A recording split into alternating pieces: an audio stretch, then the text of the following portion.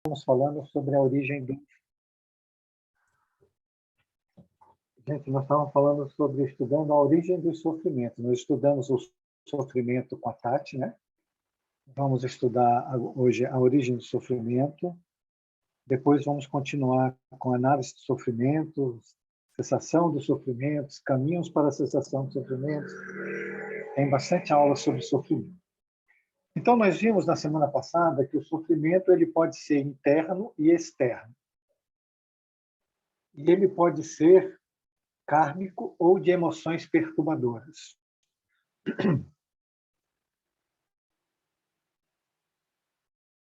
E eu queria ver com vocês que os kármicos eles podem ser de expiação e de provação. Então, nós temos interno e externo, kármicos e emoções perturbadoras, e os kármicos se dividem em provação e expiação.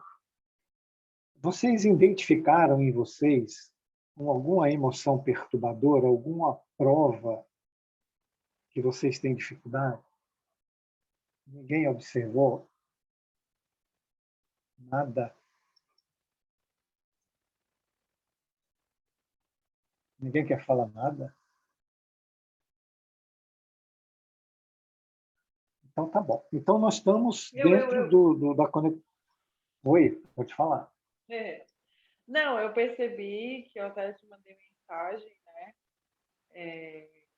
A questão, não sei se se aplica exatamente no que tu está falando, mas a questão pendular, que é a questão de, pelo que eu entendi, pelo que a gente falou, que é a questão de pendular, né? De ficar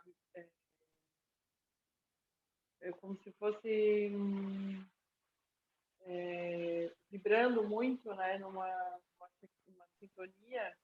E, às vezes, por eu ter hoje consciência de algumas coisas que a gente estuda aqui, às vezes achar que não é meu, né? Essa excitação, esse aceleramento, sabe? E a ponto de eu até te falar que eu achar que essa felicidade toda pode ser alguma coisa além de mim, né? Porque a gente pendula não só pelo negativo, mas por positivo também, né? Dentro do pêndulo não tem positivo, tá? Tudo que está no pêndulo, Cris, ele é uma ilusão. Okay?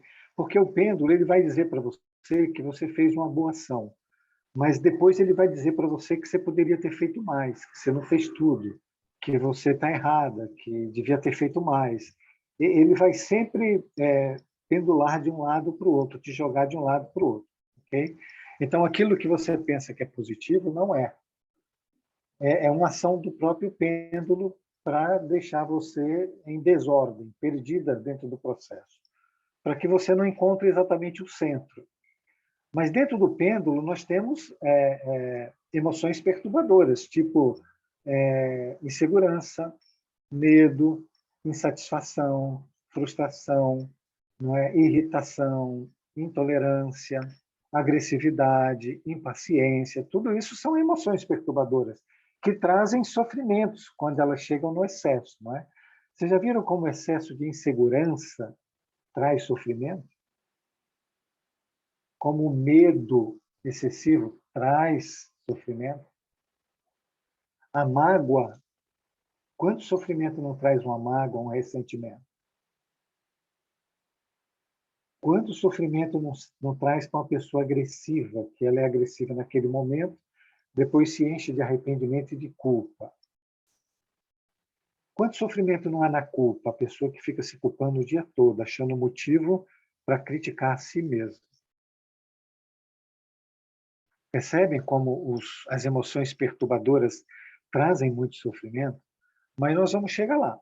Tá? Eu só quis saber se vocês tinham, durante a semana, observado. Se não ficar praticando essas coisas, observando no dia a dia o comportamento da tua mente, como fez a Cris aí, Pessarolo muito bem, né? Observar os movimentos pendulares e outros movimentos. E o que o movimento pendular te diz? Ele está mais para o hipo ou está mais para o hiper, né? Entende? Então, todo pensamento nosso vai criar um contraste, vai criar uma divisão entre o hiper e o hipo, todo. É que a gente não para observar. O pensamento cria os contrários. O pensamento ele cria conflitos dentro de nós. Esses conflitos têm como objetivo criar desordem mental, criar hiperatividade na mente, que é exatamente para você não encontrar o equilíbrio e não encontrar o seu centro. Todo mundo entendeu? Acorda, gente. Todo mundo jantou aí? Está todo mundo tranquilo? Entendi. Entenderam ou não entenderam? Entendeu, Cris? Tessarolo. Nós temos duas aí agora. Né? Entendi. Ok. Então, nós...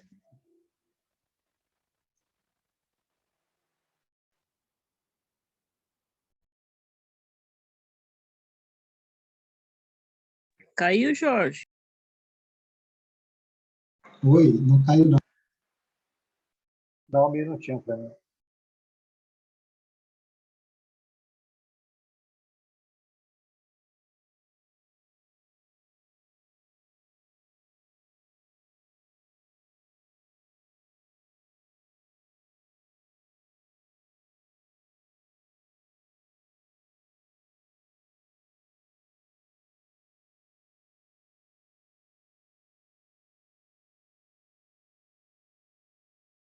Oi, estou aqui.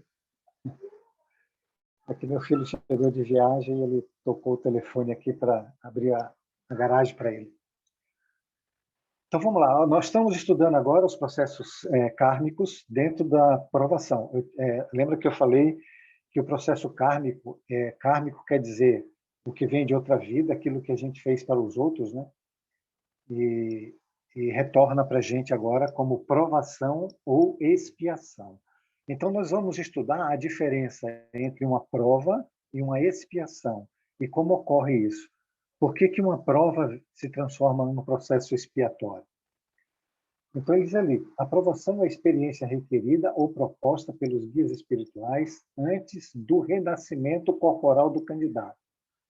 Examinadas suas fichas de evolução, avaliadas suas probabilidades de vitória, então, todas as probabilidades de vitória são estudadas e são nos dadas.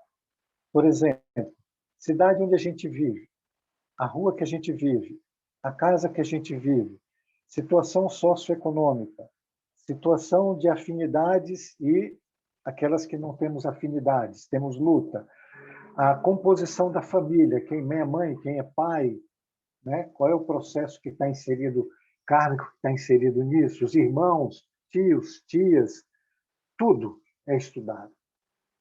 E desse estudo todo, a melhor probabilidade é a que eles nos entregam, que é o que nós estamos vivendo hoje.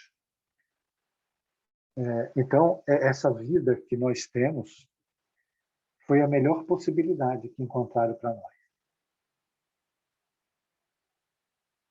Apresenta-se com tendências, aptidões, limites e possibilidades sobre controle de dores suportáveis e alegria sem exagero, que o faculta é mais ampla colheita de resultados educativos. Nada é imposto. Então, eles estudam, propõem, e a gente aceita isso, aceita aquilo lá, diminui aqui. Normalmente, quando a gente está no mundo espiritual, a gente quer fazer até demais, né? E eles vão diminuindo o nosso ímpeto, porque a gente acha que pode fazer tudo, chega aqui, vocês vão ver aí com a continuação que a gente, na maioria das vezes, piora a situação. E nada é imposto. Tudo é feito dentro da nossa vontade, da nossa escolha, do nosso livre-arbítrio. Então, por que nós reclamamos tanto de tudo, se nós escolhemos? Por que achamos ruim todas as coisas, se fomos nós que escolhemos?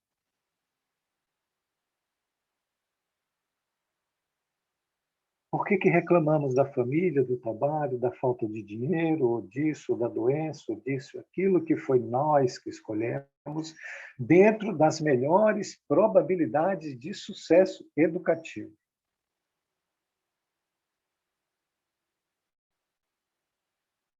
Vocês compreendem?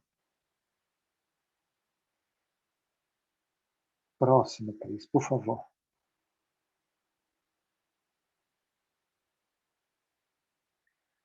Então, no mapa dos compromissos não figuram as injustões mais aflitivas, nem as conjunturas traumatizantes e irreversíveis. Então, dentro desse contexto, não é? Não entra nada que seja assim uma carga aflitiva grande, nem traumas irreversíveis. Tudo é feito de forma que a gente tenha sucesso. Mas aí ele diz, as opções de como agir multiplicam-se favoravelmente, de forma que, havendo arestas a aplainar, esse trabalho não impõe uma ação imediata pelo sofrimento. Então, vamos lá. No estudo que é feito, não é? Não se coloca nada de absurdo para a gente. Nenhuma aflição assim grande, nenhum trauma que a gente não possa reverter, nada que a gente não consiga.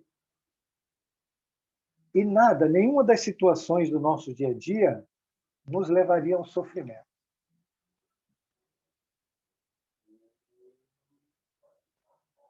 Então, a gente vê aí, gente, a gente percebe que o sofrimento é uma opção mesmo. Nossa! Está escrito aí pela Joana de Ângeles, isso é lei de Deus. Nós, ao invés de escolhermos entender a ideia de Deus, de se movermos de acordo com essa ideia, de nos evangelizarmos e procurarmos praticar o evangelho, a gente escolhe reclamar, sofrer, se irritar, se magoar, magoar os outros, ser mal educado, grosseiro, agressivo, depressivo, inseguro, medroso, arrogante, vai, por aí vai. Mas nada disso estava no mapa. Nenhuma questão dessa estava no estudo antes da reencarnação.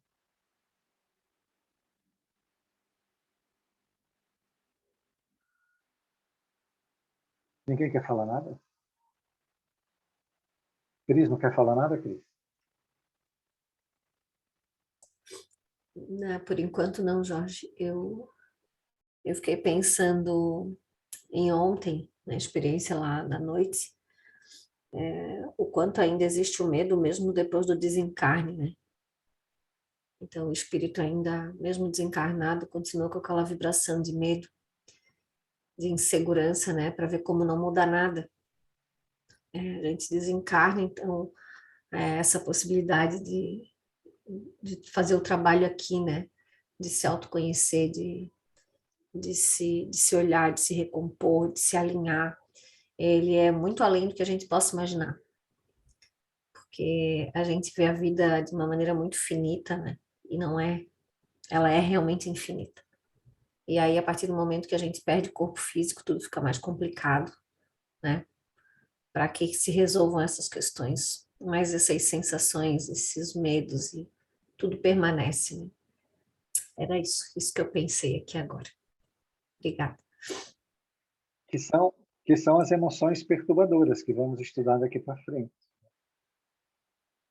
Essas emoções, se a gente não procurar resolvê-las agora, elas vão ir para o mundo espiritual com a gente e vamos retornar com ela na próxima encarnação. Né? A gente tem que resolvê-las agora. É importante priorizar isso. Né? Acho que tem uma coisa que a gente não compreendeu ainda, que o nosso trabalho, todas as outras coisas, são meios para a gente atingir a evolução espiritual. Eles não são o fim. E só que nós tratamos isso como o fim e não como o meio. E acaba que as emoções perturbadoras aumentam, né? As provações aumentam. E aí a gente entra em queda. Próximo, Cris.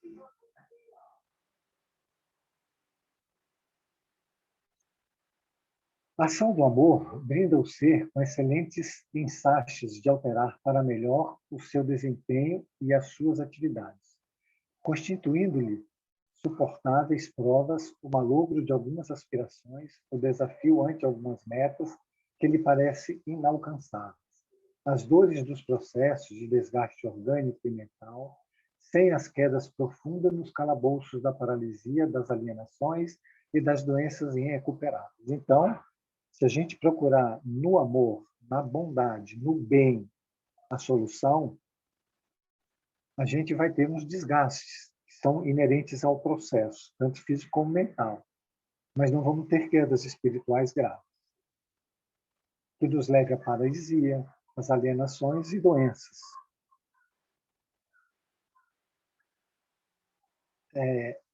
Isso, gente, está acontecendo com a gente agora.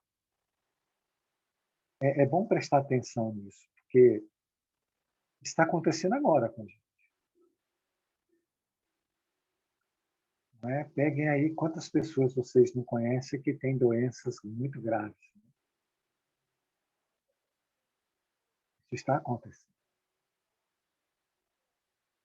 Então, vamos lá. Próximo, Cris. Jorge, Oi.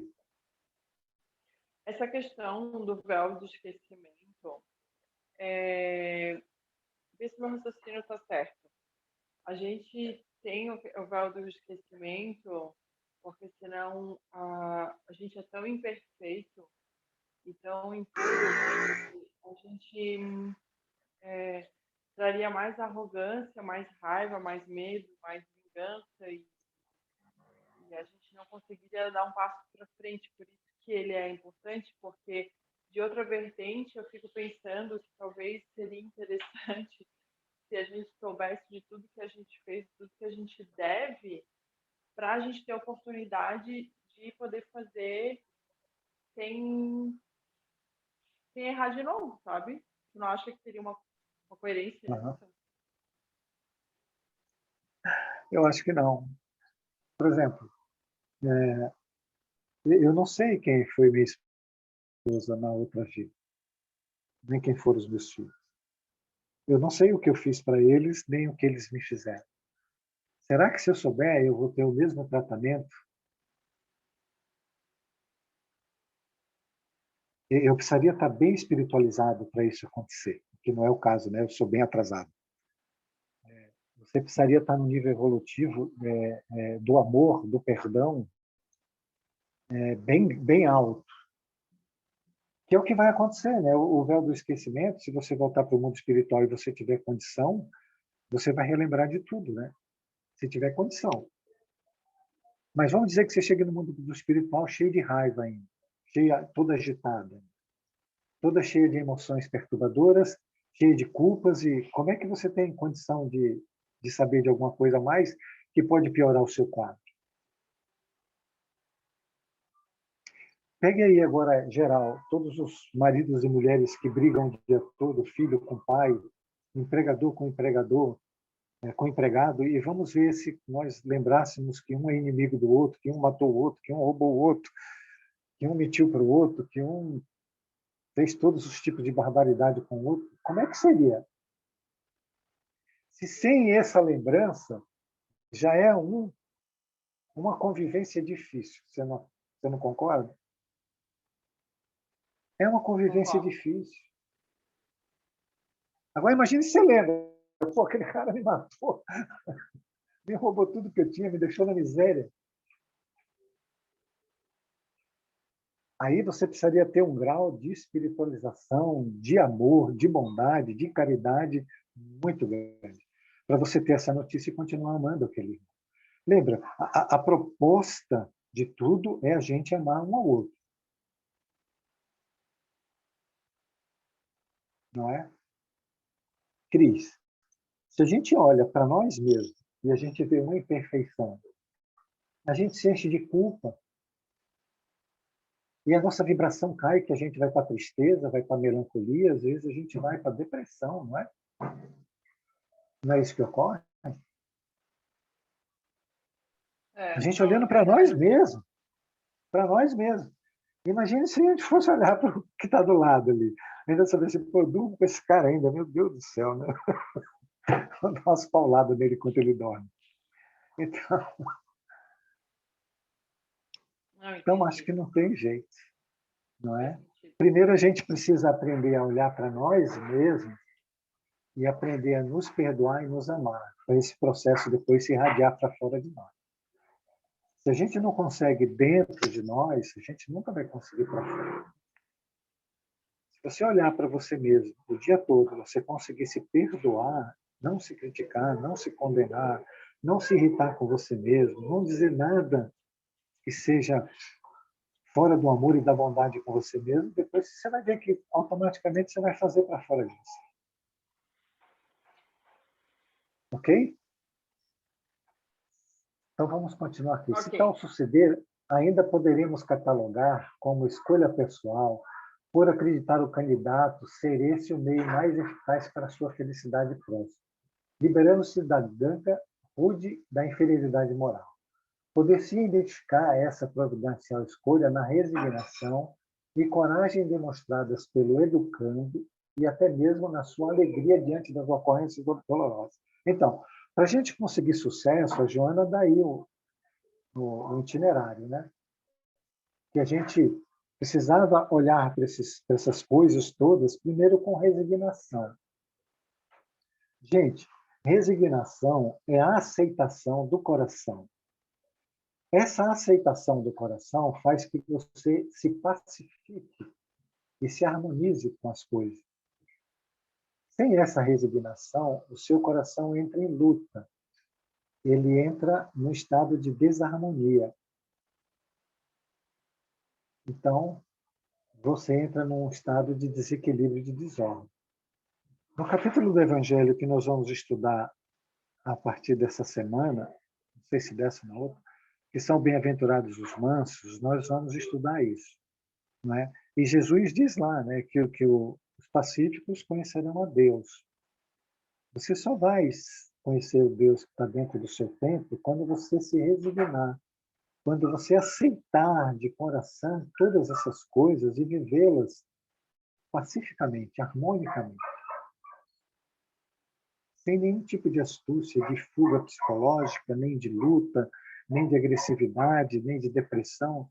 Simplesmente aceitar aquilo de forma inteligente, saber que aquilo, como a Joana disse, colocou ali, foi o melhor que pôde alcançar para nós, e que temos condição de que, com coragem, a gente se educa, porque o processo ele é educativo, ele não é punitivo. Vocês compreenderam a questão da mansidão, da importância da mansidão? A mansidão, ela nos leva ao equilíbrio, ela nos leva a trabalhar a partir do nosso centro, a recolher os fragmentos, e você só recolhe esses fragmentos de luta, de raiva, de mágoa, de depressão, de irritação, de impaciência, você só recolhe ele quando você se pacifica, quando você escolhe se harmonizar com aquele impulso e não brigar com ele. Isso é mansidão. E a partir do momento que você se unifica, você vai para a sua totalidade, você refez o caminho com o self, com o amor, com a paz, com a tranquilidade, com a alegria que ela diz ali. Frente às ocorrências, surge de alegria. Só um resignado pode fazer isso. Um cara raivoso não vai ficar alegre com os problemas. Ele vai ter mais raiva. Tudo bem? Vocês estão compreendendo? Estão dormindo ou estão aí? Acorda. Estamos aqui. Jorge, estamos aqui te ouvindo. Estava todo mundo cochilando aí. Próximo, Cris. As provações mudam de curso, suavizando-se ou agravando-se conforme o desempenho do espírito. Então, quem está na direção, né, disso somos nós. Então, você piora as coisas, oh, meu Deus, a vida é ruim. Aí Deus podia te responder, olha, foi escolha sua. Agora você pode escolher melhorar a coisa. Então, trabalhe para melhorar. Não é? Porque as escolhas são feitas a partir do nosso livre-arbítrio. Nós estamos no mundo dualístico, onde você pode escolher.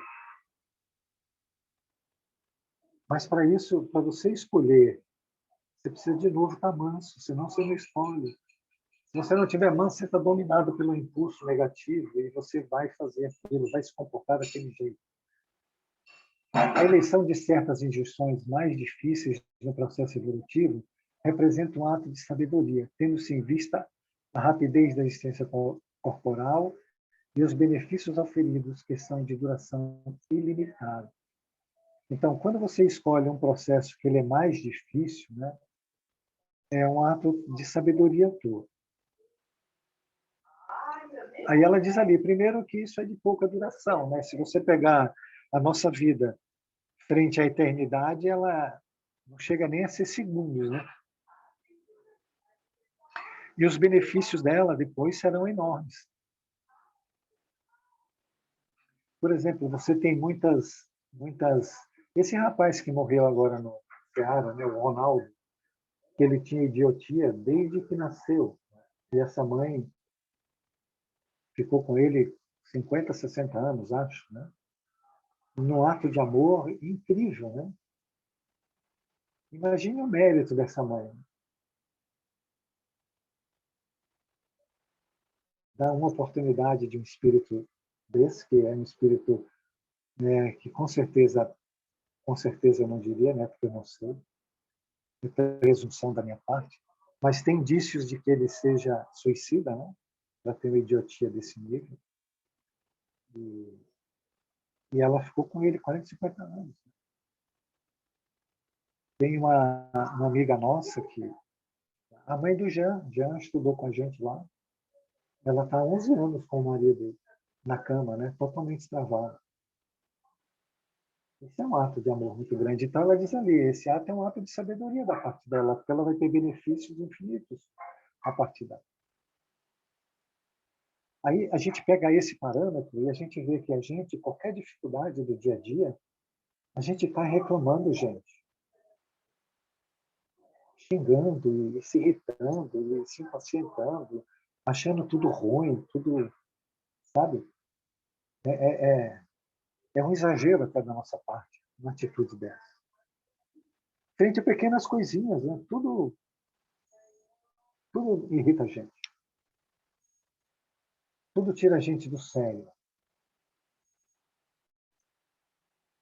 Próximo, Cris. Ô Jorge, mas é porque a gente vê a vida fragmentada, né? Porque Sim, quando a gente sem aprender dúvida. realmente a ver a vida como uma sequência, como um todo, é diferente. Então, quando acontece qualquer coisa que desagrade a gente, e até que agrade muito, porque eu acho que os dois polos são importantes, né? A gente precisa compreender que é passageiro, porque nada é definitivo, né? Então, mas a gente realmente foca muito na vida material, então a gente vive como se essa vida fosse única, né? E a gente ouve isso o Verdade. tempo inteiro, mas encaixar essa informação é bem difícil. Por isso que a gente repete, né? Porque uma coisa é tu ouvir falar, né? Ah, eu sei que é assim, ok. Mas eu sinto assim, é a grande diferença, né? E aí, quando a gente começa a sentir assim, os problemas eles ficam com uma dimensão muito menor. Porque a gente entende o todo, né? O porquê, o para quê, quais são os objetivos, quais são os méritos, quais são os deméritos, né? E se a gente realmente pudesse ver isso de uma maneira mais clara, a gente tomaria medidas melhores, né? Faria escolhas melhores. E sempre aderindo ao bem, né? É isso. Obrigada. Muito bom, Cris. E lembrar, né, Cris, indo na direção, né, agregando um valor aí ao teu raciocínio, que foi maravilhoso, que o amor é essa força de unificação. Se a gente olhasse para todas as coisas com bondade e amor e mansidão, a gente conseguiria não fragmentar. O problema é que a gente olha com irritação, com nervoso, né, reclamando, achando ruim, e etc. Né? Então, como você disse aí maravilhosamente bem, a gente poderia ver um todo se a gente se resignasse de coração, virasse um manso de coração, resignado, olhando para tudo como um ato de bondade de Deus para com a gente. Por que é? Por que é? Nós somos arrogantes, gente. Mas eu queria lembrar para vocês quem escolheu a melhor possibilidade para nós foi Deus. E foi um ato de misericórdia, não foi um mérito nosso. E é um outro ato de misericórdia de Deus fazer a gente ainda aceitar ou não essa possibilidade. Isso é um ato de amor com um espírito inferior, devedor, cheio de culpa, de trauma, de imperfeições mil. Ele põe um estudo à frente dele e pede para ele escolher. Isso é um ato de amor imenso de um pai para um filho revoltado, não é? Isso é uma concessão da misericórdia, não é um mérito. E mesmo assim, chegando aqui, a gente reclama, a gente procura, como falou aqui muito bem, não amar, não ser bondoso, não ser manso, não confiar, se revoltar com tudo, reclamar de tudo. E isso aumenta o sofrimento. E ele diz ali, como disse antes, é uma escolha nossa. Você aumentar o sofrimento, você diminui o sofrimento.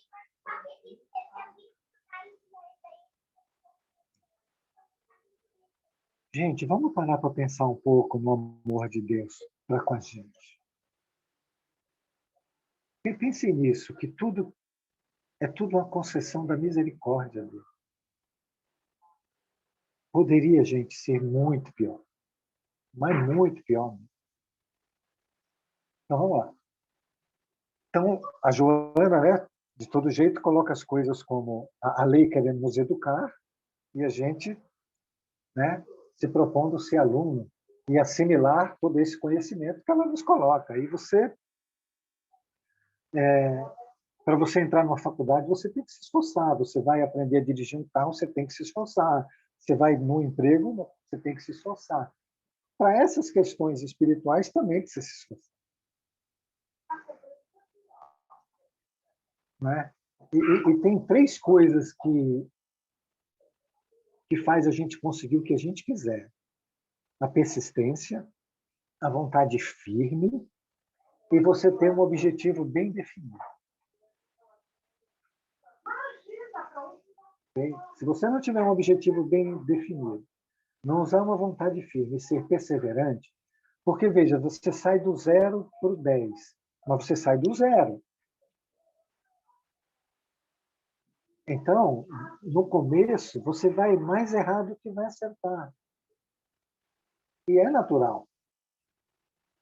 E depois você, né, vai embora. Se tiver a persistência, a vontade firme e uma meta bem definida na sua cabeça daquilo que você quer.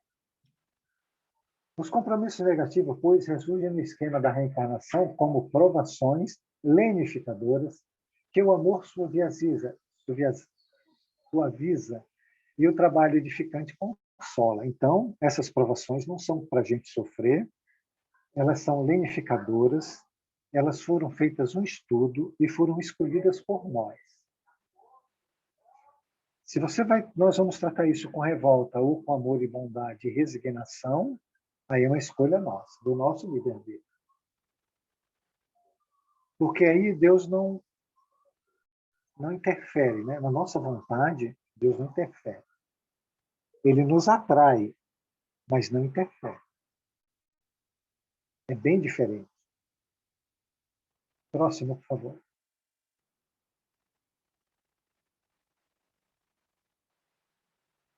As expiações, aí agora nós estudamos as provações. Agora vamos estudar, né, as expiações. Retornando, nós estamos estudando os processos kármicos que subdividem em provações e expiações.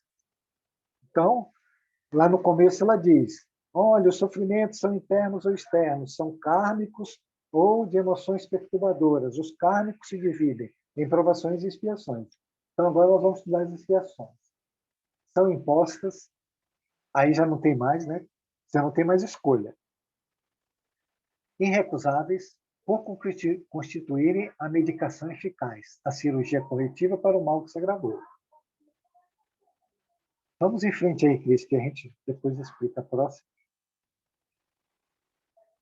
Semelhante ao que sucede na área civil, o delinquente primário tem crédito que ele suaviza a pena, mesmo ante agravantes pesados. logra de certa liberdade de movimento, sem a ter totalmente cerceado. O reincidente é convidado a multa e prisão domiciliar, conforme o caso. No entanto, aquele que se corrige e é conduzido ao regime carcerário, diante das leis mais bárbaras, a morte infamante. Então, tem 3 escolhas, né? Você vai para a prova. Não é? Você é primário. A primeira questão é que você é primário.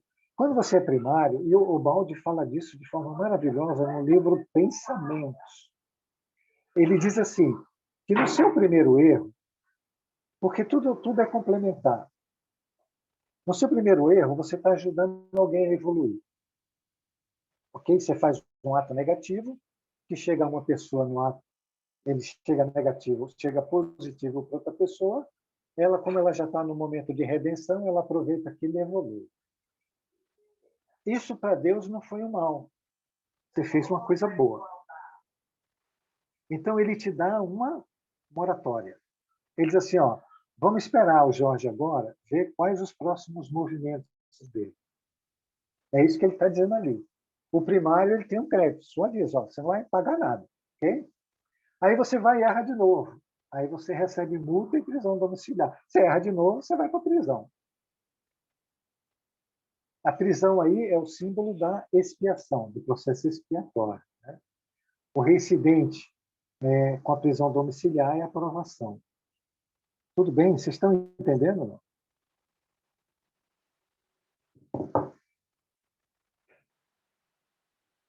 Estão entendendo ou não estão entendendo? Mas como identificar, Jorge, Oi? como Oi? identificar se é uma prova ou se é uma expiação? Não ficou claro assim para mim. Como é que eu identifico na minha vida o que é uma prova, o que é uma expiação? Depende do tamanho da sua raiva. Okay? A raiva? Se acontece alguma coisa com você que você não tem escolha, né? Aquilo vai acontecer e como você reage àquilo.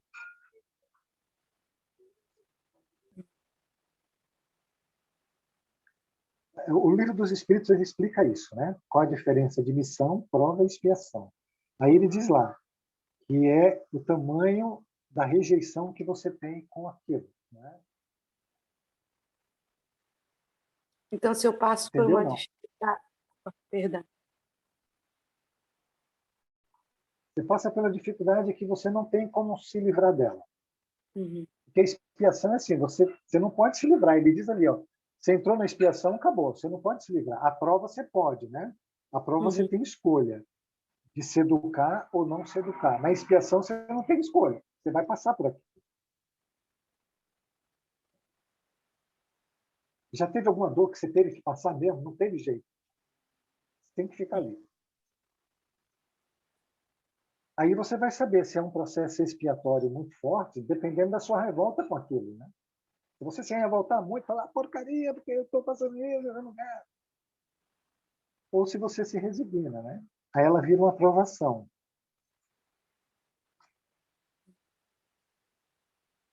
Tudo bem, não?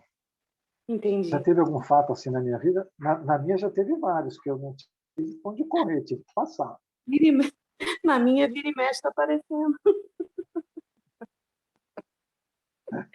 Então, mas a expiação, é Cláudia, né? Isso. A expiação, Cláudia, é porque você já teve muitas oportunidades na prova e você não se educou, você não avançou positivamente. Quando a prova chegou, você errou de novo. Você tratou aquilo com revolta. Entendeu? Jorge, Quando você trata aquilo com revolta, você vai para a expiação. Porque na expiação, é tudo tão armado que você não tem para onde correr. Você vai ter que passar por aqui. E passa. Não tem como.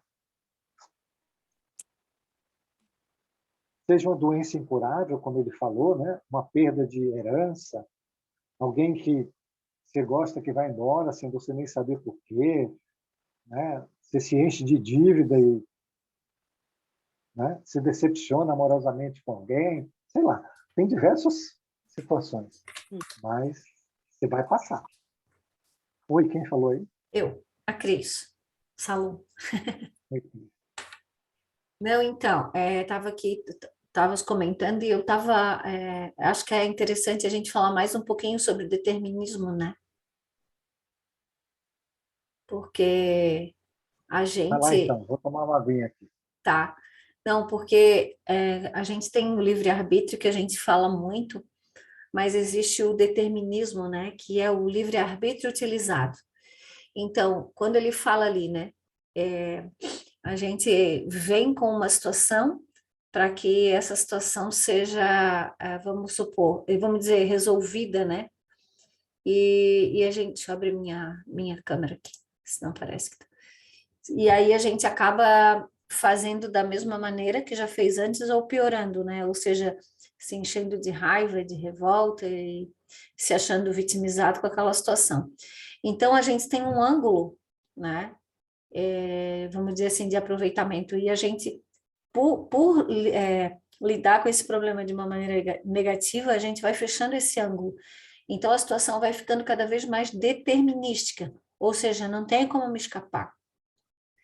Então, a gente fez uma aula sobre isso, e é muito interessante entender essa questão do determinismo, porque eu posso ter um ângulo mais aberto numa questão da minha vida, por exemplo, eu posso ter um ângulo aberto na questão amorosa. Então eu toda hora estou encontrando né, uma pessoa bacana, eu posso escolher, e tem pessoas que ou não encontram ninguém durante uma vida inteira, ou encontro um ali que o professor Maurício que diz que é o sapinho, e tu fica com o sapinho mesmo, porque tu não vai ter outra chance. Isso quer dizer o quê, né? Houve um abuso lá atrás, e está tendo uma privação aqui. Então, eu tenho que passar por aquilo ali. E também, às vezes, nas questões de dinheiro, eu tenho uma condição financeira boa, vamos dizer assim, né? Eu não, né? Estou dando exemplo. E eu abuso desse dinheiro, eu utilizo da maneira mais equivocada que eu possa. O que acontece numa outra vida, né? Eu trago uma carga determinística, porque eu abusei disso. Então, eu vou ter uma privação. E assim que eu acredito que se construa as expiações, né? Porque tu vai fechando o ângulo de tal maneira que chega um momento que tu não tem para onde escapar, tu tem que passar por aquilo ali e deu, tem que resolver. Tomou água, Jorge? Já, mas é bem isso aí, Cris. Você acertou em cheio aí. E todos nós passamos por isso, né? Em algum campo desse, né? Com Eu certeza. já passei por todos os campos. Você já passou por alguma expiação, Cris? Eu acho que já, né? Algumas. A Fabrícia quer falar, ó. Não, Vai lá, quando o Fabrício. Jorge, quando o Jorge citou o livro dos Espíritos, eu fui correndo lá buscar para ver qual que era o capítulo. Aí, Jorge, dá para repetir aquele que você citou, exemplo da raiva? Sim, a sua revolta determina se é prova, se é expiação ou se é uma missão, né? Ele coloca lá o que é uma missão, o que é uma prova, o que é uma expiação, né? E aí ele vai determinando, né? E ele diz, acho que ele diz lá, porque faz muito tempo que eu li, né? Que o que determina um e outro é o tamanho da revolta que a gente tem, né? A não resignação com aquilo. Embora muitas vezes a gente não tenha resignação nem com a prova, né? A gente fica nervoso até com ela. Né? Eu acho que depois disso eu vou rever as minhas revoltas, rever as minhas posturas de revolta, porque como eu vou falar por mim, né? Como eu sou revoltadinha e não percebo. E o quanto isso é como se fosse jogar adubo na própria, um adubo maligno, digamos assim, não adubo benéfico, jogar terra na própria melhora, né? Certas É existências, isso aí. A aula né? hoje ela é a origem do sofrimento. O que você está fazendo é dar origem a um campo de sofrimento enorme, que é o que você falou aí, adubar esse campo, né? E semear sofrimento. Depois você vai colher todo o sofrimento. E ele é muito disfarçado, eu estou olhando para mim e falando de mim, é muito disfarçado de, entre aspas, uma opinião firme, uma opinião segura, disfarçado de puro ego, na verdade, né? Pura máscara, assim. E a gente não vê que a gente está plantando o próprio mal, própria, entre aspas, assim, própria tragédia, digamos, né? Com certos sentimentos e certas posturas. Isso é absoluta verdade. Isso você está usando de astúcia, né? Não só você, todos nós no planeta temos as duas características que nós vivemos, que é a luta e a astúcia, né? Que o Jesus chamou de adulteração da lei, né? Então, o que mais o que por isso que é isso que eu quis falar para a Cris quando ela falou no começo, eu tenho um positivo e um negativo. Não, os dois são negativos, né? E é o que você acabou de falar aí. Os dois pensamentos seus são, na verdade, negativos. Eles são astutos, estão disfarçados, né? Maquiados de bonzinhos, mas, na verdade, você está semeando sofrimento. E vai colher. Ok, Fabrício? Sim, eu quando escutei... Fabrício, Oi, pode falar, pode falar. Tô todas as ouvindo. formas de revolta, de raiva, não só para você, para todos nós, reclamação, revolta, raiva, negação do outro, ou seja, você não aceita o outro como ele é. Você nega o direito dele ser livre e critica e condena. Tudo isso é semear sofrimento. E ele virá.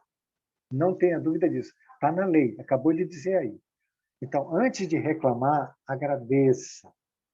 Não é? Se você está numa prova e você começa a reclamar, se revoltar, você vai entrar no processo expiatório e aquilo você vai passar mesmo.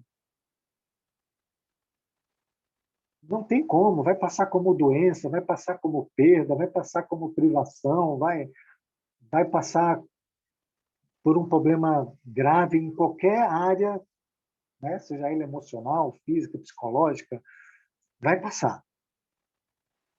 Então, é bom pensar muito, todos nós, se reclama demais, se xinga demais, se revolta demais, está semeando sofrimento. Vai sair da prova para o processo expiatório. Ô Jorge, Oi, estou ouvindo. ao mesmo tempo que esse tipo de informação ela é bem reflexiva e tem que ser mesmo, né? Porque ela tem um propósito de mudança. Eu aqui pensando, meu Deus, que medo disso. Aí ao mesmo tempo pensando, nossa, que maravilha, pelo menos agora eu sei. Aí eu, tipo, opa, foi mais um, acorda aí, minha filha, né? E que bom que é assim, porque isso é misericórdia. E a gente não percebe, a gente acha que misericórdia é só um carnê, um bilhete premiado da loteria. E não é isso. Talvez Isso é uma prova. isso. Carneiro bilhete da loteria é uma prova. Boa. E você pode passar ou não. Se você não passar, na outra encarnação, você vai nascer mais pobre. Aí você entra Então, no ângulo que a Cris explicou maravilhosamente bem aí. Se você não passar na prova, você fecha o ângulo. Fechando o ângulo, você aumenta a dificuldade, o grau de dificuldade naquele assunto, que vai para a expiação. então, olha que E isso em maravilha. todas as áreas. Se abusou E na olha área que, sexual, também. Abusou na área econômica, também. Abusou na área emocional, também. Abusou na área de gastar muito, também.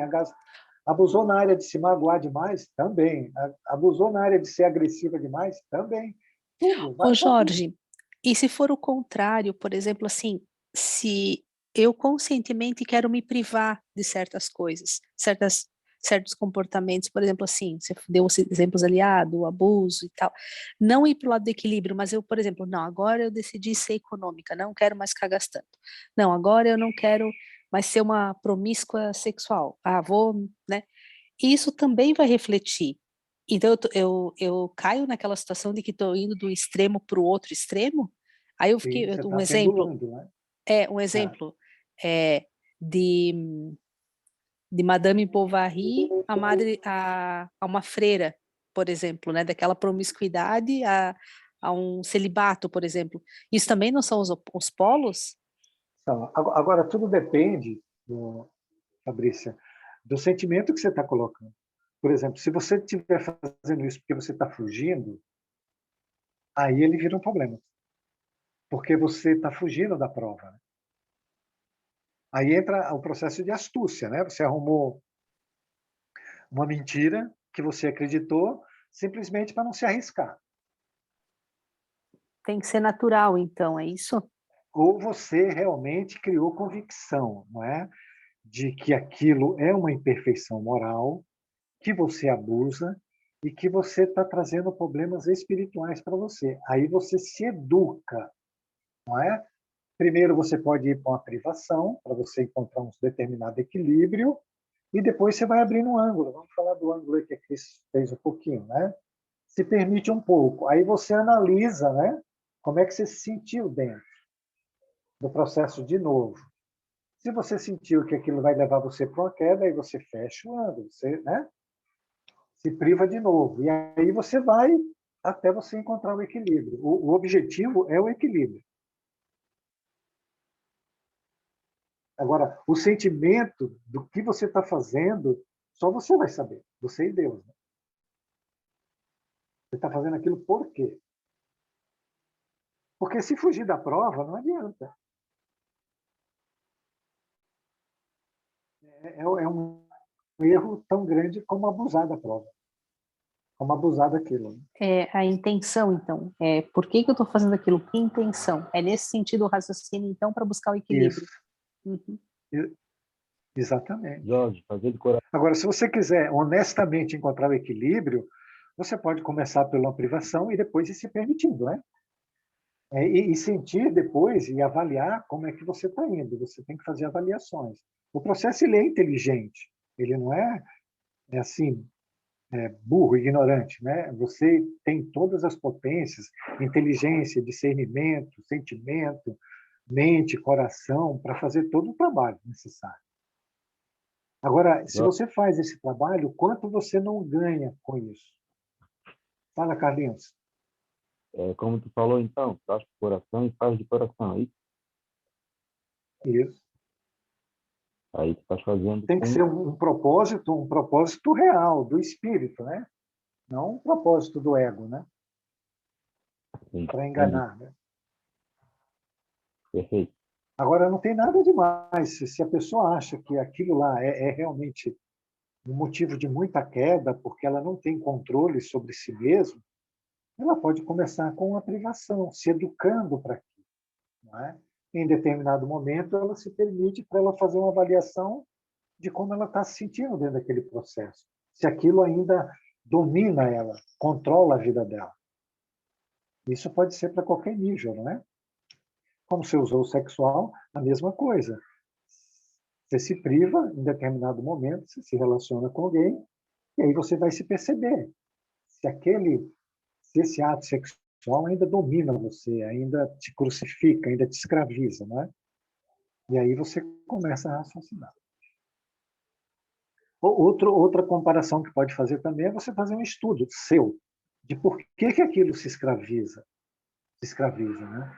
Porque essa busca por prazer tão grande te escraviza, porque você é muito carente, porque você tem medo, porque você tem medo de rejeição, não aguenta a rejeição, e isso causou uma carência muito grande, e aí você vai buscar isso naquilo que é mais fácil, entendeu? E não buscar nível do amor, da bondade. Aí você também pode fazer o estudo através de você mesmo, do autoconhecimento, que é o melhor de todos, né?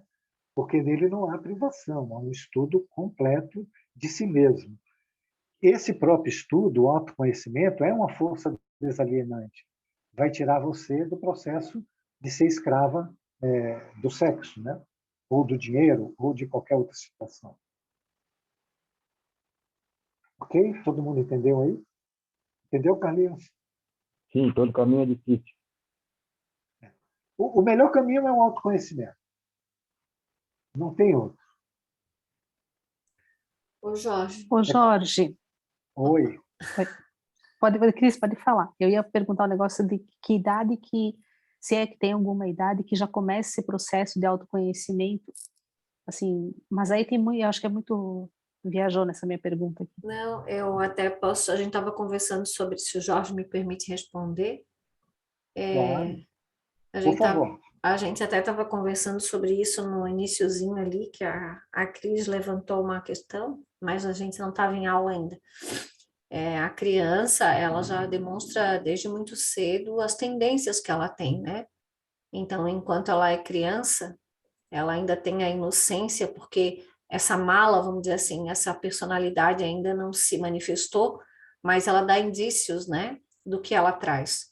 Então, o papel dos pais é muito importante, porque a gente precisa observar o filho e também em profundidade, né, como a gente deveria fazer com a gente mesmo, e direcionar essa criança com amor, né, sempre com amor, mas para que ela consiga já começar a trabalhar essas questões. Por exemplo, tem crianças que desde muito cedo já têm muita raiva, já gostam de brigar na escola, de bater nos colegas, já maltratam os animais, né? Tem crianças que já apresentam uma tendência amorosa, então tem tudo isso, né? E eu acho que desde cedo funciona muito bem. Eu acho que devia ser ensinado nas escolas, lá na pré-escola, já no jardim de infância, começar a falar de autoconhecimento, né? Dos sentimentos que a gente tem e como trabalhar esses sentimentos. Acho que é isso. Agora eu não sei mais o que eu ia falar. Eu Ai, abri desculpa, para... Cris, desculpa. Imagina, mas é que eu esqueci, mas não tem problema. Depois eu lembro. Se eu não lembrar também não tem problema. Nós estávamos falando, ô Cris, nós estávamos falando da pessoa que quer achar um equilíbrio se privando de algo, né? Lembrei. E aí eu coloquei a questão. Eu lembrei.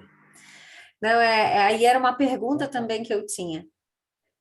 Porque, assim, eu acredito que o equilíbrio, a gente estava falando, né, de se observar e olhar os sentimentos que a gente tem, o que domina e tal.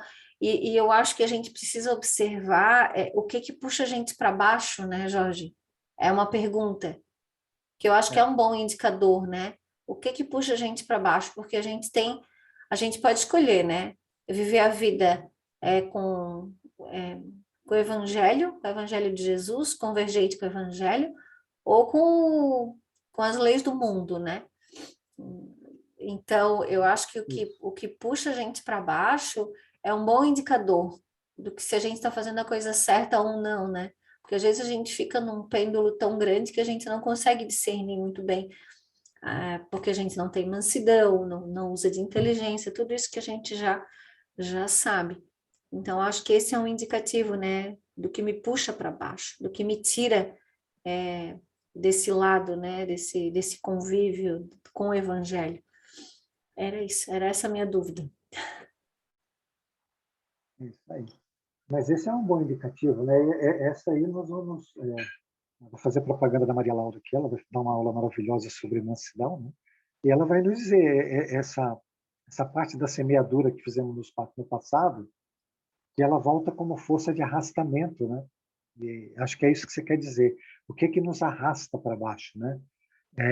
E todos nós temos algo que nos arrasta para baixo. Isso, E o arrasta. Evangelho cita isso, né? Isso mesmo. E o Evangelho fala demais disso, do arrastamento, né? É um instinto, um desejo que carrega a gente para baixo e você cai com uma facilidade imensa, né? Imensa. Sim. Você está de frente para a prova, mas essa prova já é perdida antes de começar, entendeu? E o que arrasta cada um de nós? Qual é o seu ponto muito fraco? Que pode ser o sexo, né? Que pode ser o dinheiro, que pode ser qualquer outra coisa. Então, é um estudo muito bom, Cris. Parabéns. Não, e vem de encontro com aquelas questões que há muito tempo atrás a gente falava das personalidades, né? Que a gente tem muitas dentro de nós, mas tem uma preponderante. E provavelmente essa prova fica mais complicada quando o embate é com a nossa predominância, vamos dizer assim, que é o nosso ponto mais fraco, né? É o que a gente veio para realmente trabalhar com mais intensidade. Acho que é isso aí mesmo. Verdade. E isso porque está dentro desse contexto do educando aí, né? Que a gente não se educou, ou a gente estudou lá antes de vir, né? Nós nos preparamos, como a Joana colocou, mas chegando aqui a gente esquece de tudo, porque os arrastamentos tomam conta da gente. Não é? Mas, por exemplo, você citou a mansidão aí, que é algo fantástico, né? Não há como fazer nenhum processo de autoconhecimento ou de autocontrole ou de autodomínio desses arrastamentos sem a mansidão. Não tem. Né? Por exemplo, nós temos inteligência e capacidade de discernir o certo e o errado, mas a gente não usa. Não é verdade? Nós temos conhecimento, mas não usamos. Quando o arrastamento chega, ele puxa a gente para baixo mesmo. Não tem como, todo mundo cai. É verdade. Não é isso. Ter um controle dentro do arrastamento é algo realmente de um ser que já conquistou alguma coisa em vidas passadas. Chega nessa para finalizar, porque é muito difícil. Aquele desejo, e ela vai falar do desejo, Joana, quando nós falamos das emoções perturbadoras, a primeira emoção perturbadora que ela cita é o desejo. Né? E quando aquele desejo chega como chama, queimando a gente por dentro, e leva você, precisa ter um controle assim, mas a gente não tem, porque a gente vive no mundo do desequilíbrio, né? Então a chance da gente cair é enorme.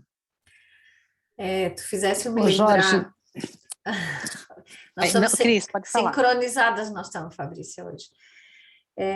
Tu fizesse eu me lembrar agora desses casos assim que a gente vê na TV, né?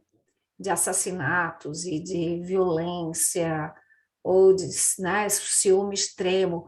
Essa criatura, naquele momento, provavelmente foi arrastada de uma maneira muito abrupta. Não todas as vezes, óbvio, porque tem os premeditados e tudo mais, mas isso é importante para que a gente não julgue, né? Porque se a gente consegue olhar o todo e olhar um pouco mais em profundidade, a gente vai ter compaixão, porque aquela criatura foi arrastada naquele momento. E às vezes comete um crime ou um ato que não, né, não tem volta. Se findou ali, ela vai ter que sofrer as consequências, né? Então é muito sério quando a gente olha um caso. A gente precisa ter uma visão realmente maior e um olhar de amor, porque todos os envolvidos são sofredores, né? É verdade. Parabéns. É isso aí. Essa consciência todos nós precisamos conquistar, né? De não julgar. A gente está julgando, inclusive, se a gente for ampliar mais, né, Cris? A gente está julgando a nós mesmos. Sim, imagina, com certeza, né? É uma Porque projeção nossa. quem garante que a gente não vai fazer, já não fez, né?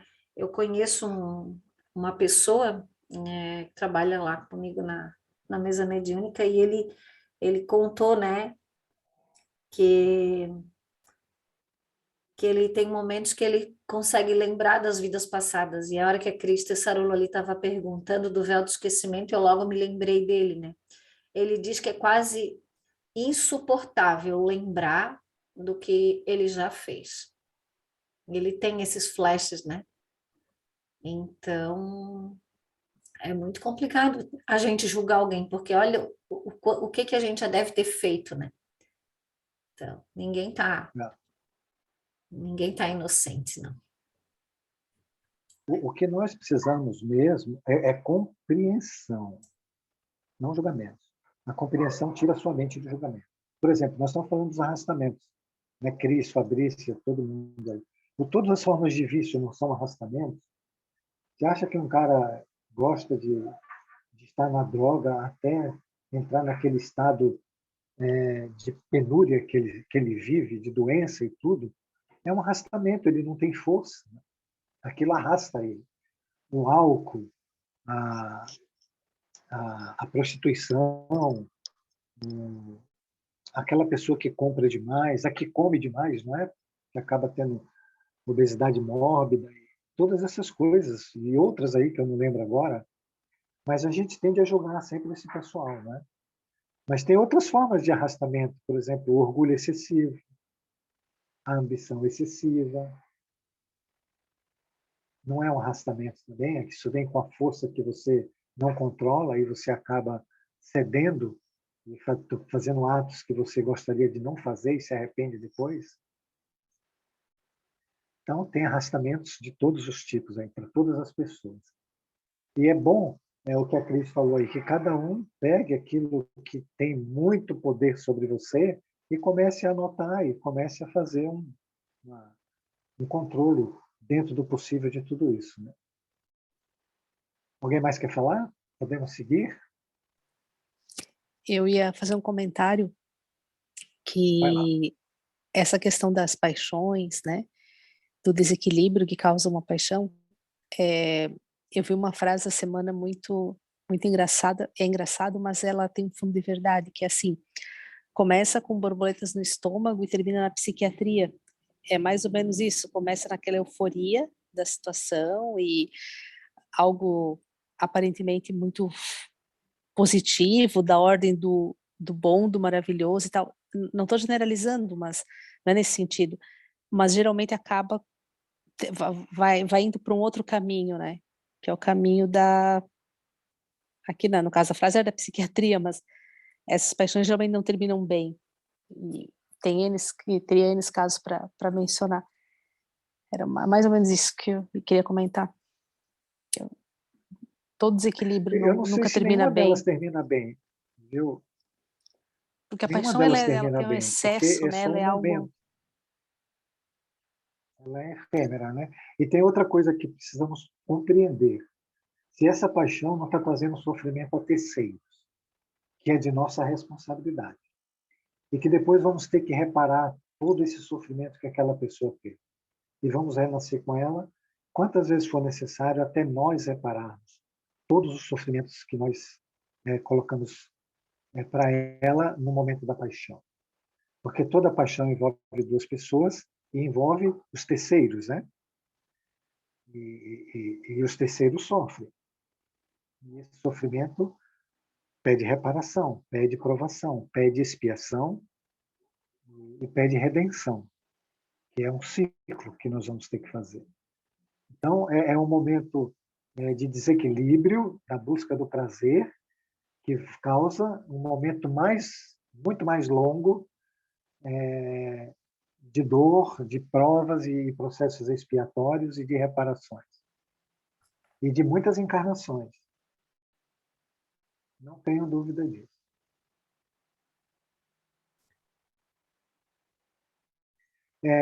Uns dias atrás, aí eu estava conversando com a Cris, e ela estava falando dos sofrimentos, tal, até desse sofrimento da mesa mediúnica que ela trabalha e tal.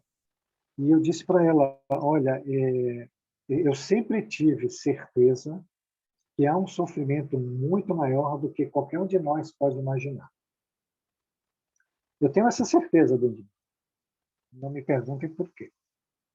Tanto que muitas vezes, quando eu dou aula, eu falo mais ríspido, porque eu vejo que a pessoa ela está tão inocente e que ela depois vai passar por tantas situações que ela não percebe.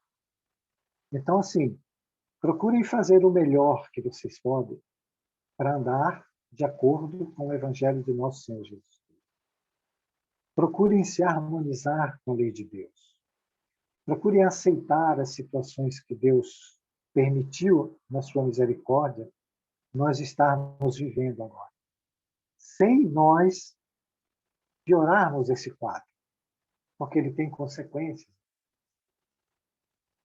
Então, a resignação, o pensamento positivo, o amor a si mesmo, o auto-amor, o auto-perdão, o perdão ao próximo, evitar de reclamar, de condenar, de censurar, de usar de palavrão, de reclamação, viver uma vida pacífica, harmônica, mansa, calma, dentro do possível.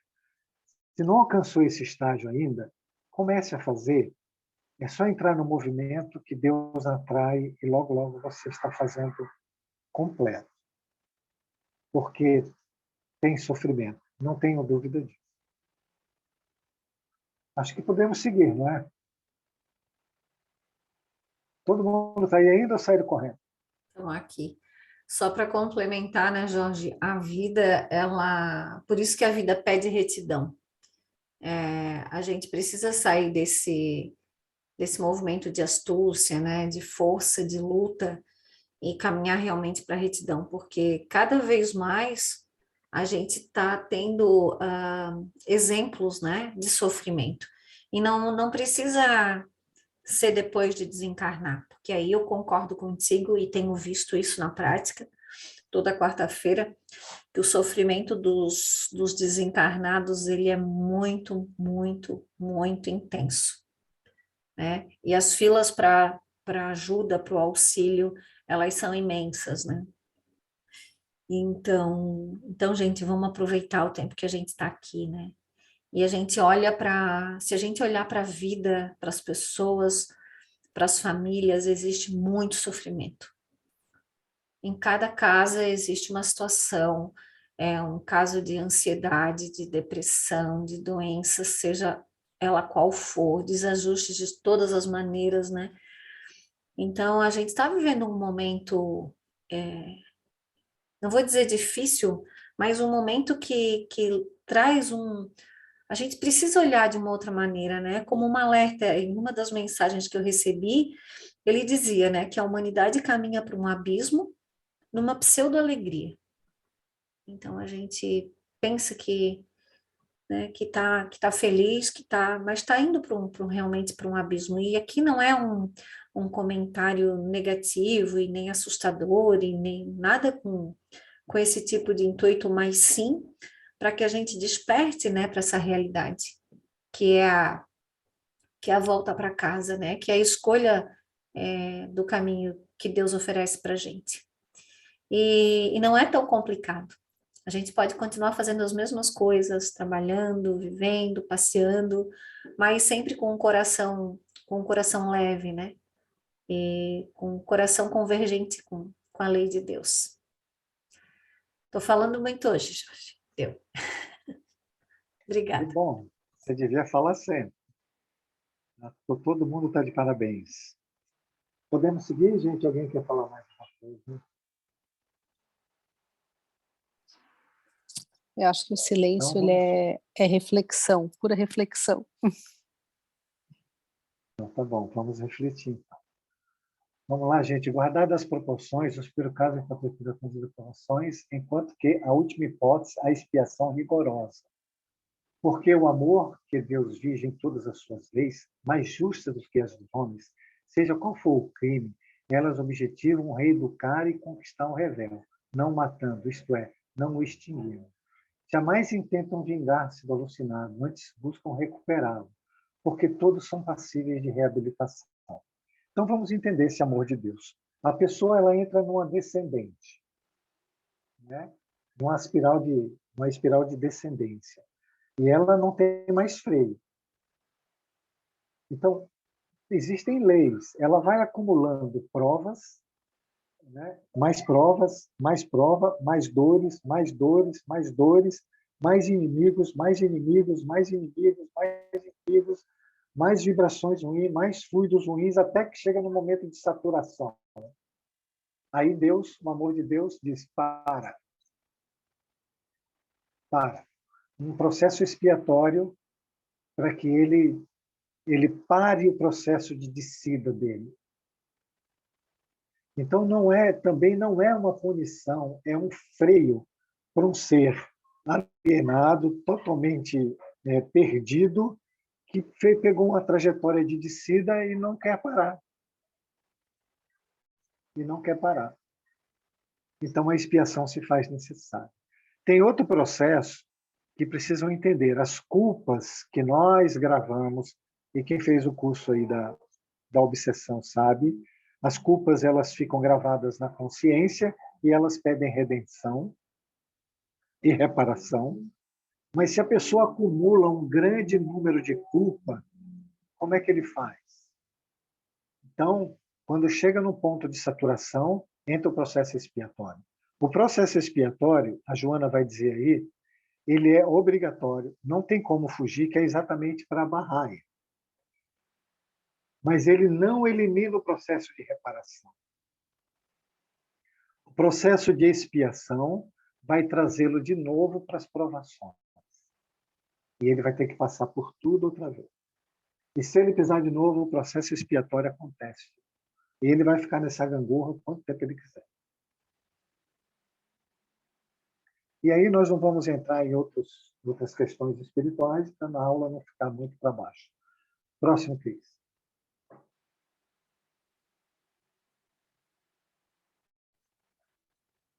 O encarceramento nas parésias, limitações orgânicas e mentais, as paralisias ou patologias congênitas sem possibilidade de reequilíbrio, certos tipos de loucura, de cânceres, de enfermidade degenerativa, se transformam em recurso expiatório para o infrator reincidente, que, no educandário das provações, mais agravou a própria situação, derrapando para os abismos da rebeldia e das alucinações propositais.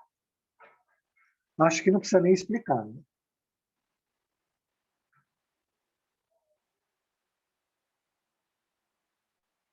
Próximo, Cris.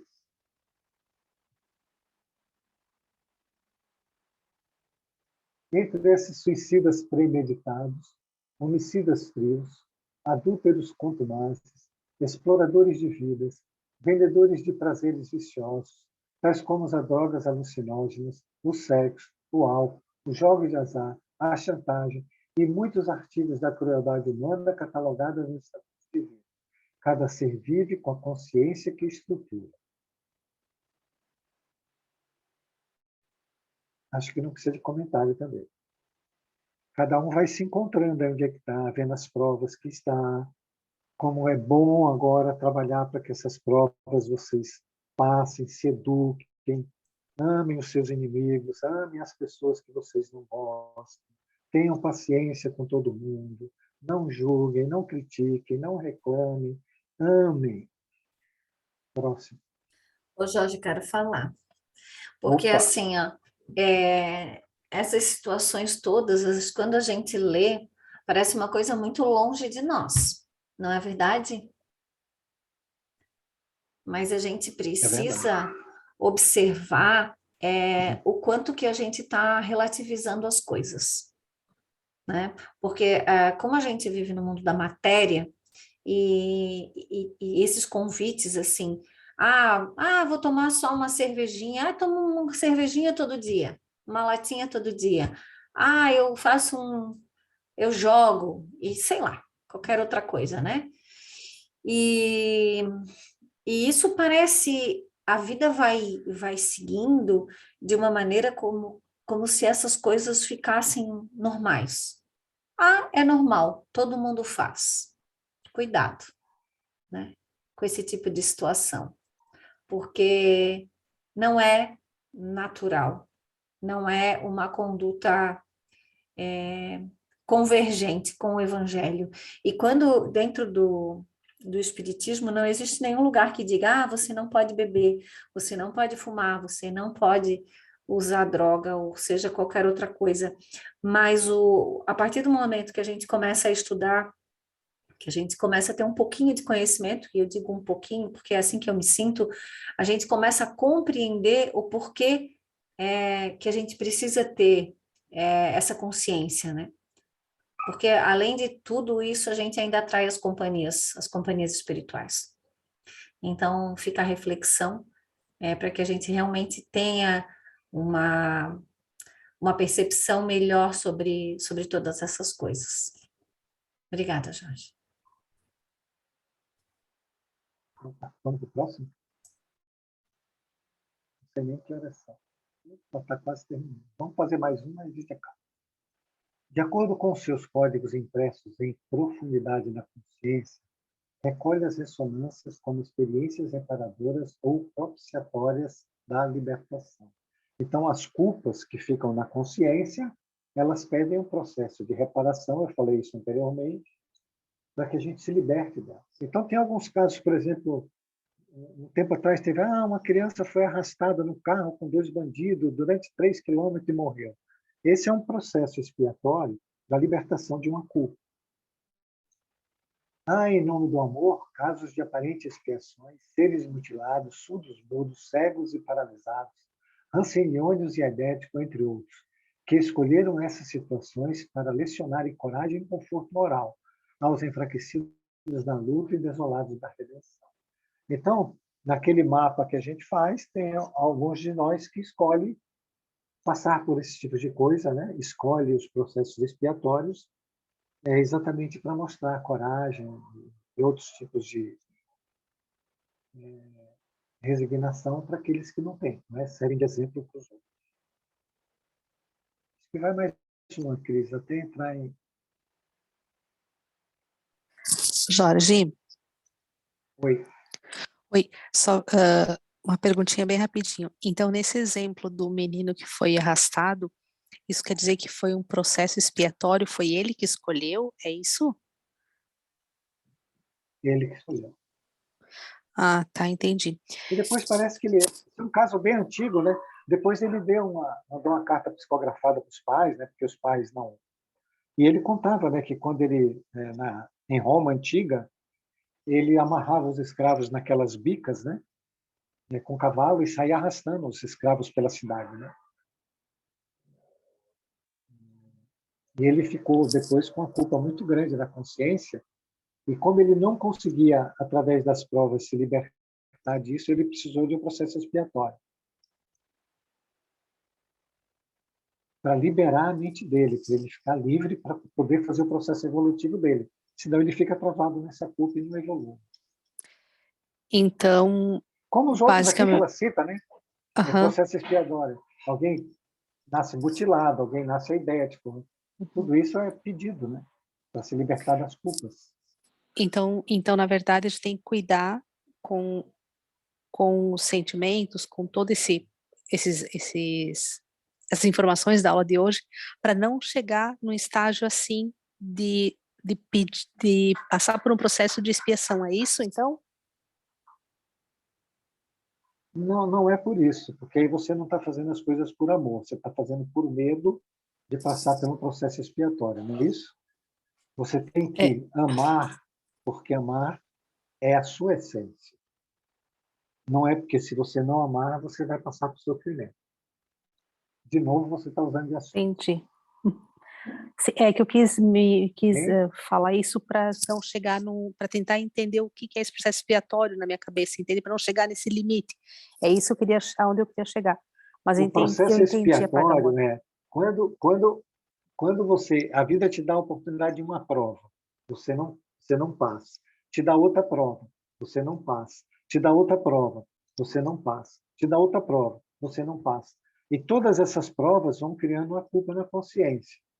Depois você precisa de um processo expiatório para poder se libertar. Por exemplo, hoje, você, na sua família, você está dentro de uma prova. No seu trabalho, você está dentro de uma prova. Com os seus amigos, você está dentro da prova. Todas as situações que vêm para você são provas. Porque esse é um planeta de prova, isso é lei. Então, tudo que chega até você é uma prova. Aí eu pergunto para você, como é que você está reagindo a tudo isso? Com raiva? Com revolta? Reclamando? Dando? Aí você sabe a resposta, se você está passando na prova ou você não está passando. Mas tudo que está te acontecendo em todos os níveis hoje, aqui nesse planeta, é uma prova.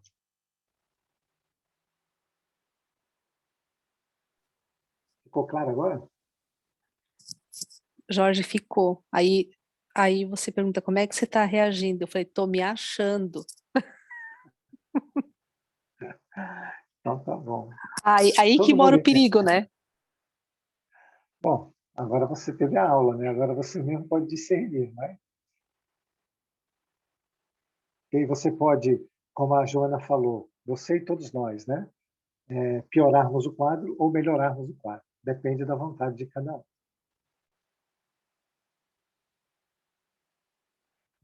Terminou nosso tempo, Cris? Continuamos semana que vem? Todos entenderam? Pessoal, Sim. vocês entenderam? É tão importante. Cláudia, Cris, Tessarolo, Tinelli, Carlinhos, Maria, Ficou bem Perfeito. claro. Tessarolo.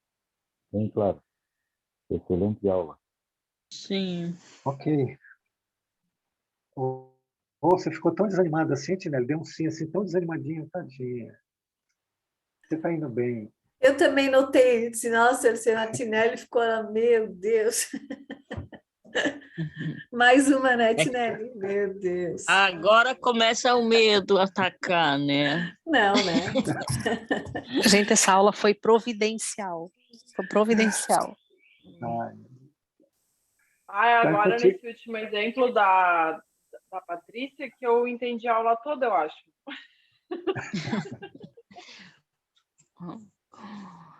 É agora que o É bicho da pega na Fabrícia. vida da gente, né? Bah. Gente, Desculpa, Fabrícia. não, gente, maravilhoso. Ó, eu estava um pouco sumidinha por causa de, né, botando outras prioridades e fazendo outras coisas e tal. Aí ali sentada no sofá, hoje eu não trabalhei, veio o link ali, eu falei, ai, vou entrar, deu. Aí a Cris, vai fazer oração. E foi muito bom, porque realmente, assim, ó, mesmo ficando um tempinho sem, não participando, lógico, mas ai, é maravilhoso, é muito bom e dá aquele sacode, assim, opa, volta para os eixos. Muito bom, muito bom. Tá bom, Cris? É contigo aí. É isso aí, gente. Então vamos encerrar. Alguém quer fazer encerramento? Tem que ser quem fala pouco. Eu e o Jorge falamos muito hoje já. Eu faço isso. Opa, vamos lá, Carlinhos. Então, vamos fechar os nossos olhos, né? Agradecer a Deus e a Jesus por essa oportunidade, essa maravilha de aula que o Jorge nos passou, né? Para que a gente possa ter entendimento e levar para a vida, né? Para sempre seguir. Pai nosso, que estás nos céus, santificado seja o teu nome, venha a nós ao teu reino, seja feita a tua vontade, aqui na terra como no céu. O pão nosso de cada dia dá-nos hoje, Senhor. Perdoa, Pai, as nossas dívidas, assim como nós devemos perdoar aos nossos devedores. E não os deixes, Senhor, cairmos em tentações, mas livra-nos, Pai, de tudo que esteja mal. E que assim seja, Senhor.